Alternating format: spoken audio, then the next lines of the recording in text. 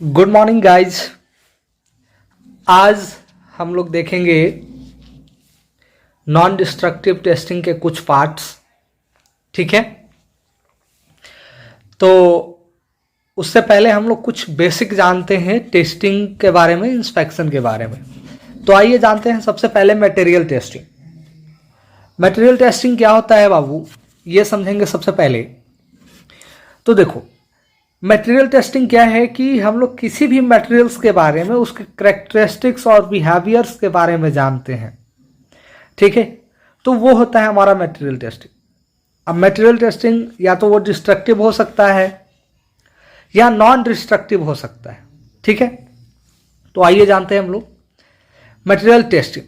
Measurement of characteristics and behaviour of such substances as metals, ceramic, plastics, ठीक है, under various conditions. ठीक है, मतलब कहने का मतलब यह है कि किसी भी मटेरियल्स का उसके बिहेवियर को और उसके करेक्टरिस्टिक्स को अंडर सर्टेन कंडीशन में जो हम लोग चेक करेंगे वो क्या कहलाएगा, मटेरियल टेस्टिंग कहलाएगा। ठीक है, क्या कहलाएगा, मटेरियल टेस्टिंग कहलाएगा।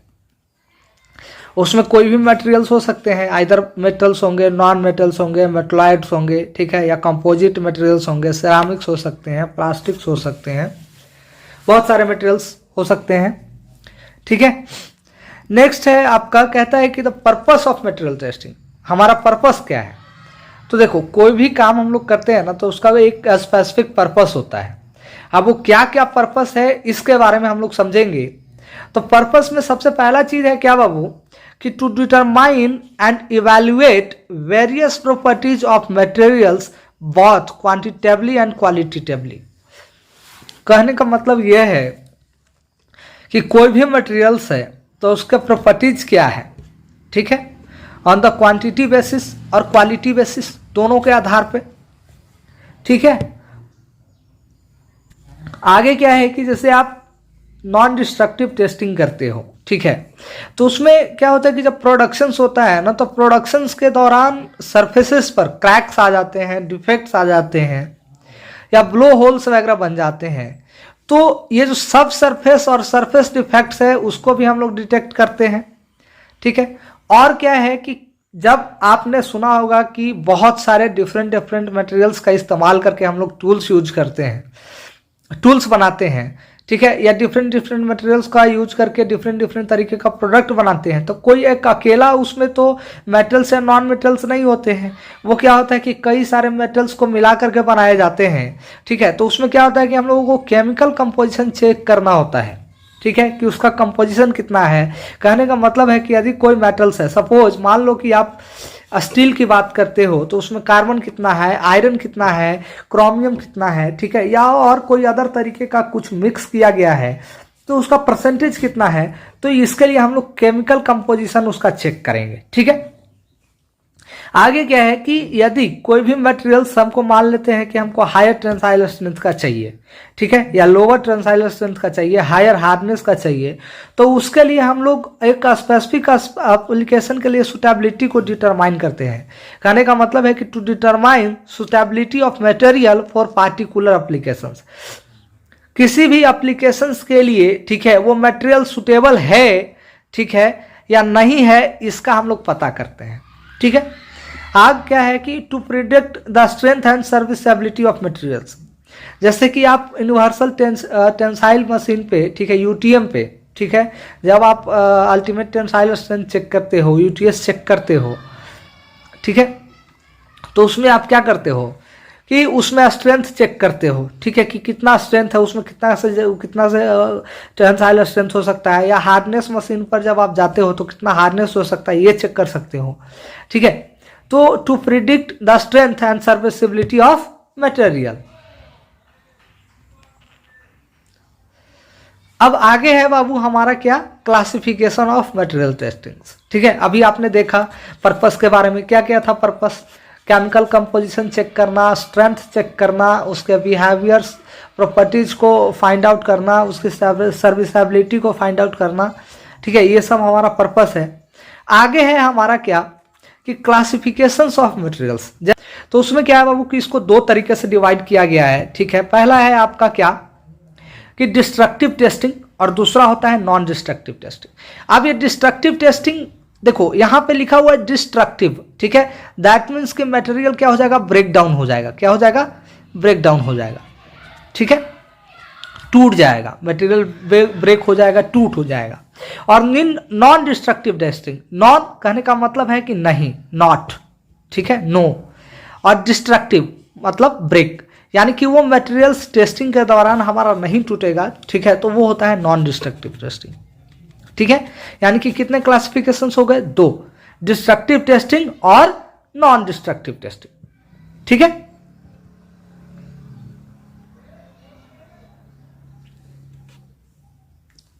चलिए, तो अब हम लोग देखेंगे किसके बारे में बाबू, डिस्ट्रक्टिव टेस्टिंग के बारे में, ठीक है। डिस्ट्रक्टिव टेस्ट क्या होता है उसके बारे में समझेंगे। तो आपको मैंने पहले ही कहा कि देखो डिस्ट्रक्टिव टेस्ट कहता है कि मटेरियल्स ब्रेक हो जाएंगे, लेकिन नॉन डिस्ट्रक्टिव टेस्टिंग क्या कहता है, मटेरियल्स ब्रेक नहीं होंगे, ठीक है। तो चलिए, तो हम लोग वन बाय वन करके कुछ हमने पॉइंट्स इसमें लिखा है डिस्ट्रक्टिव टेस्टिंग के बारे में, उस पर हम लोग मेंशन करते हैं, ठीक है। डिस्ट्रक्टिव टेस्टिंग कहने का मतलब है कि मटेरियल ब्रेक डाउन करेगा, ठीक है, और नॉन डिस्ट्रक्टिव टेस्टिंग कहने का मतलब है कि मटेरियल ब्रेक नहीं करेगा। यानी कि आप टेस्टिंग के बाद उस स्पेसिमेन को आप दोबारा यूज कर सकते हैं, तो वो है नॉन डिस्ट्रक्टिव टेस्टिंग। यदि आप दोबारा यूज नहीं कर पाएंगे, ठीक है, तो वो है डिस्ट्रक्टिव टेस्टिंग, ठीक है। तो हमने इसमें कुछ पॉइंट्स लिखे हैं, तो आइए हम लोग उस पॉइंट्स पर चर्चा करते हैं वन बाय वन करके, ठीक है। पहला क्या लिखा हुआ है कि in this type of testing component or a specimen to be tested is destroyed and can not be used. कहने का मतलब है कि कंपोनेंट या स्पेसिमेन जो भी टेस्ट के लिए यूज किया जाएगा वो टूट जाएगा, ब्रेक हो जाएगा, और उसको हम लोग दोबारा यूज नहीं कर पाएंगे, ठीक है। आगे क्या कहता है कि आफ्टर बीइंग डिस्ट्रक्टिवली टेस्टेड, ठीक है, after being destructively tested the component for a specimen either breaks or remain no longer useful for future use. कहने का मतलब है कि डिस्ट्रक्टिव टेस्टिंग में जो कंपोनेंट्स इस्तेमाल होंगे वो ज़्यादा समय के लिए यूज नहीं होगा, मतलब फर्दर आगे के यूज के लिए वो इस्तेमाल में नहीं आएगा, ठीक है। अगेन मतलब देखो क्या है कि डिस्ट्रक्टिव टेस्टिंग को आप इस तरीके से डिफाइन कर सकते हो, इसमें से कोई एक पॉइंट भी लिखोगे ना तो वो चलेगा, ठीक है, लेकिन आप कोशिश करना कि जो आपको सुटेबल लगे, जो बढ़िया लगे, जो यूजफुल लगे वो लिख सकते हो, ठीक है। आगे क्या लिखा है मैंने कि as the name suggest destructive testing includes methods where the component or a specimen is broken down, ठीक है। तो डायरेक्टली ये कह रहा है कि कंपोनेंट और स्पेसिमेन क्या हो जाएगा, ब्रोकन डाउन हो जाएगा, ब्रोक कर जाएगा, टूट जाएगा, ठीक है, in order to determine physical and mechanical property. कब टूटेगा, जब आप उसमें फिजिकल या मैकेनिकल प्रॉपर्टीज को डिटरमाइन करोगे तो वो क्या हो जाएगा, टूट जाएगा, ठीक है। जैसे कि कौन सा physical and mechanical properties, strength, toughness, ductility, ठीक है, या फिर हार्डनेस। हार्डनेस में क्या होता है बाबू कि एक स्मॉल सा इंडेंटेशन आ जाएगा, ठीक है, ऐसे कुछ अलग अलग शेप में आते हैं, कभी डायमंड शेप में आते हैं, कभी अदर, वो डिपेंड करता है कि आप इंडेंटेटर कौन सा यूज कर रहे हो, ठीक है, तो उस पर डिपेंड करेगा। या 4P टेस्ट आप करते हो तो उसमें भी मटेरियल्स टूट जाता है, ठीक है, इम्पैक्ट टेस्ट करते हो, आइजोट टेस्ट करते हो, तो ये सारी चीज़ें क्या है ना कि डिस्ट्रक्टिव टेस्टिंग्स में आते हैं, ठीक है। और ये डिस्ट्रक्टिव टेस्टिंग की वजह से क्या होगा कि मटेरियल टूट जाएगा और फिर वो दोबारा यूज में नहीं आएगा, ओके।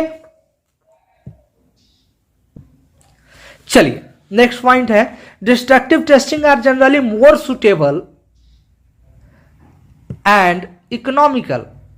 क्या होता है बाबू, सुटेबल होता है और इकोनॉमिकल होता है, किसके लिए, फॉर मास प्रोड्यूस्ड ऑब्जेक्ट्स के लिए, ठीक है, as the cost of destroying a small number of pieces is negligible. कह रहा है कि डिस्ट्रक्टिव टेस्टिंग जो है वो सुटेबल होता है जब मास प्रोडक्शन करते हैं ना उसके लिए। क्यों, क्योंकि आप मास प्रोडक्शन करते हो तो किसी एक प्रोडक्ट को उठा करके आप ऑटोमेटिकली टेस्ट कर लेते हो।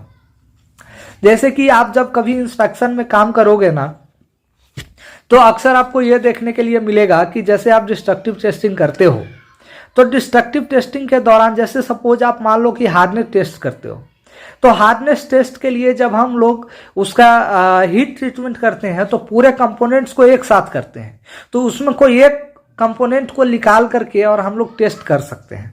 ठीक है, उससे क्या होता है कि ओवरऑल जो है हमारा कंपोनेंट्स का हार्डनेस टेस्ट एवरेज रूप से एवरेज वैल्यू उसका आ जाता है।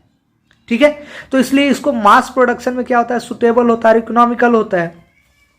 It is usually not economical to do destructive testing where only one or very few items are to be produced. अब जहां एक कंपोनेंट प्रोड्यूस किया जा रहा है या एक स्मॉल लॉट में प्रोड्यूस किया जा रहा है, तो वैसे भी क्या होगा कि आपका मटेरियल्स बर्बाद हो जाएगा, डिस्ट्रॉय हो जाएगा और आपका ज्यादा प्रोडक्शन करना पड़ेगा, तो ज्यादा खर्च होगा। तो वैसे की स्थिति में जो है ये अनइकोनॉमिकल हो जाता है, कॉस्टली हो जाता है। ठीक है, अब इससे इसका हानि क्या होगा। अब जैसे देखो, मान लेते हैं कि आपने मास में लॉट से एक बहुत बड़ा लॉट है, मास प्रोडक्शन आपने किया, उससे कुछ कंपोनेंट्स का टेस्ट किया, तो क्या होता है कि हो सकता है कभी कभी ऐसा होता है कि रिजेक्शंस के चांसेस ज्यादा होते हैं या फिर खराब मटेरियल्स के भी एक्सेप्टेंस के चांसेस ज्यादा होते हैं। ठीक है, अब आपने कभी समटाइम्स ऐसे होते हैं कि जो हमारा खराब क्वालिटी का प्रोडक्ट है वही हमारे हाथ में आ गया, हमने उसी को टेस्ट किया और पूरे लॉट को हमने रिजेक्ट कर दिया। कभी कभी ऐसा आता है कि उस लॉट में बहुत ज़्यादा खराब है और कुछ अच्छे हैं, तो वो अच्छे आया, हम उसके आधार पे उस पूरे लॉट को एक्सेप्ट कर लेते हैं। तो इस तरीके से क्या होता है कि वो क्वालिटीज को कहीं ना कहीं इफेक्ट करता है। ठीक है, बट नॉन डिस्ट्रक्टिव टेस्टिंग में ऐसा नहीं होता है। खैर आगे चल करके हम लोग लिमिटेशंस देखेंगे। ठीक है, बेसिकली नॉन डिस्ट्रक्टिव टेस्टिंग के बारे में। ठीक है,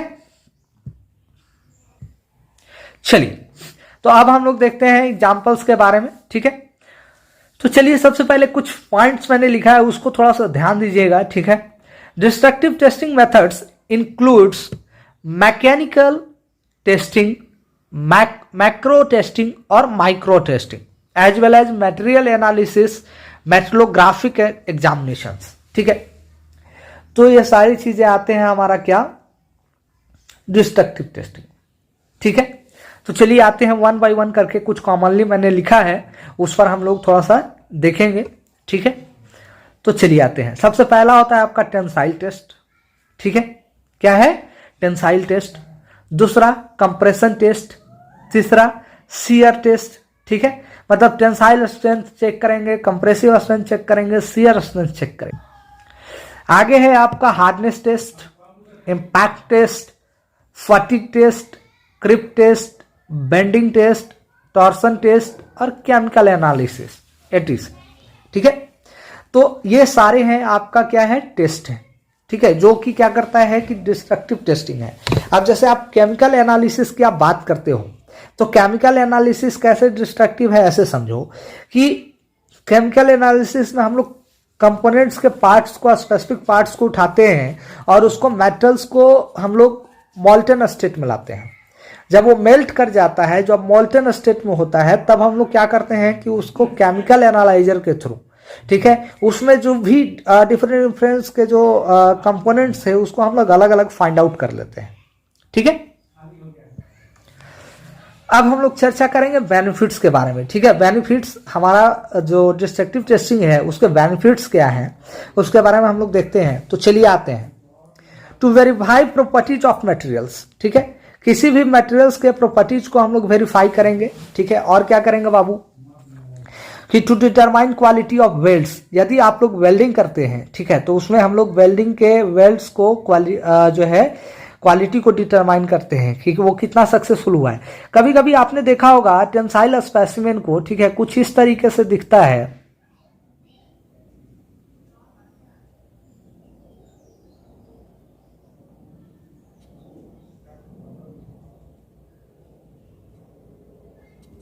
तो मीड में देखा जाता है अक्सर कि ये बेल्ड किया हुआ है। क्या बेल्ड किया हुआ है, बेल्ड किया हुआ है, ये बेल्डिंग रहते हैं। अब ये जो बेल्डेड पार्ट है, जब आप इस स्पेसिमेन को चेक करोगे तो जनरली इस वेल्डेड पार्ट को ही चेक किया जाता है। ठीक है, कि वो कैसा क्वालिटी का है। ठीक है, तो सारी बातें होती हैं।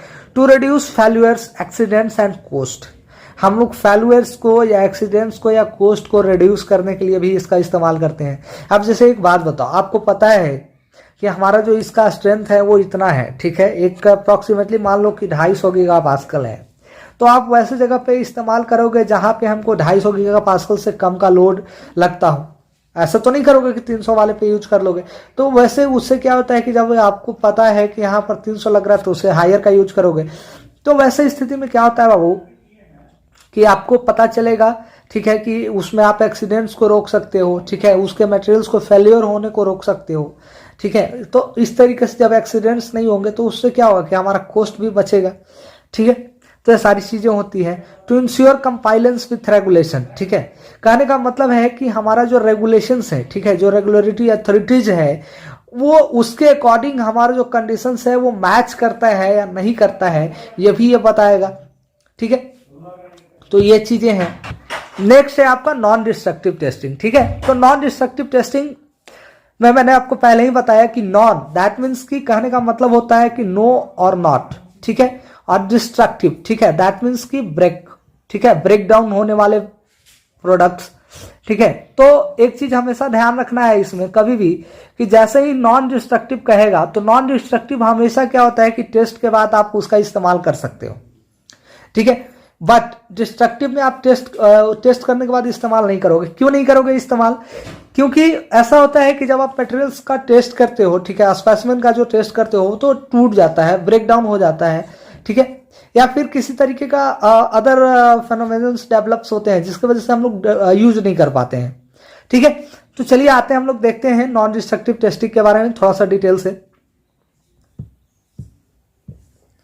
तो आते हैं, देखिए नॉन डिस्ट्रक्टिव टेस्टिंग में, in this type of testing the component or a specimen to be tested is not destroyed, ठीक है। मैंने पहले भी कहा कि ये डिस्ट्रॉयड नहीं होता है, तो यहां डायरेक्टली मैंने लिखा है कि not destroyed and can be reused after the test, और इसको हम लोग दोबारा इस्तेमाल कर सकते हैं टेस्ट के बाद।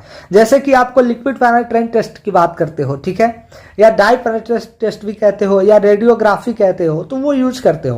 ह्यूमंस में भी क्या होता है कि एक तरीके का नॉन डिस्ट्रक्टिव टेस्टिंग किया जाता है। जैसे कि आप एक्सरे की बात करते हो तो वो ह्यूमंस के लिए भी होता है। उसी तरीके से मटेरियल्स के लिए भी जो है एक्सरे टेस्टिंग किया जाता है, ठीक है, जो कि रेडियोग्राफी टेस्टिंग के अंतर्गत आता है, ठीक है। आगे चल करके हम लोग उसको डिटेल से देखेंगे और कैसे होता है, ठीक है, उसको एनिमेशंस और इमेज के थ्रू समझेंगे, ठीक है। आगे है बाबू की as it name employs non destructive testing means the testing of components or a specimen without destroying them, ठीक है। कहने का मतलब है कि अकॉर्डिंग टू देयर नेम, इसका जैसा नाम है उसके अकॉर्डिंग क्या होता है कि ये बिना डिस्ट्रॉय किए हुए, ठीक है, स्पेसिमेंस को, ठीक है, हम लोग या कंपोनेंट्स को बिना डिस्ट्रॉय किए हुए हम लोग उसका टेस्ट करते हैं, इंस्पेक्शन करते हैं, ठीक है। As per definition non destructive testing is the process of inspecting, testing, evaluating materials, components or sub assemblies for discontinuities or difference in characteristics without destroying the serviceability of parts. कहने का मतलब है कि इसका डेफिनेशन क्या होगा बाबू कि non destructive testing एक ऐसा इंस्पेक्शन है या कैसा टेस्टिंग है, ठीक है, या किसी भी मटेरियल्स का एक ऐसा इवैल्यूएशन प्रोसेस है जिसमें हम लोग क्या करते हैं कि उस कंपोनेंट्स को या उसके असेंबलीज को, उसमें जो डिसकंटिन्यूटीज है, ठीक है, या जो भी उसके कैरेक्टरिस्टिक्स का जो डिफरेंसेज है उसको हम लोग फाइंड आउट करते हैं बिना उसे ब्रेक डाउन किए हुए या बिना उसके सर्विसेबिलिटी को खराब किए हुए, ठीक है। इन अदर वर्ड्स की हम बात करें, when the inspection or test is completed the part can be still used। जब इंस्पेक्शन कंप्लीट हो जाता है तो भी ये पार्ट क्या रहता है, यूज में रहता है, ठीक है। आगे क्या है कि एनडीटी, ठीक है, test are used in manufacturing, fabrication and in service inspection, ठीक है। एनडीटी टेस्ट जो है हम लोग मैन्युफैक्चरिंग में यूज करेंगे या फैब्रिकेशन में यूज करेंगे या फिर इन सर्विस इंस्पेक्शन में यूज करेंगे। एनडीटी टेस्टिंग को कभी कभी हम लोग एनडीई लिखते हैं, ठीक है, यानी कि नॉन डिस्ट्रक्टिव एग्जामिनेशन, या कभी कभी एनडीआई लिखा जाता है, दैट मीन्स की नॉन डिस्ट्रक्टिव इंस्पेक्शन, ठीक है। तो आज के लिए मैं इतना ही छोड़ता हूं, अगले क्लास में हम लोग इसका देखेंगे क्या, एप्लीकेशंस, ठीक है। नॉन डिस्ट्रक्टिव टेस्टिंग का क्या देखेंगे, एप्लीकेशंस, ठीक है। तो आज के लिए इतना ही, धन्यवाद।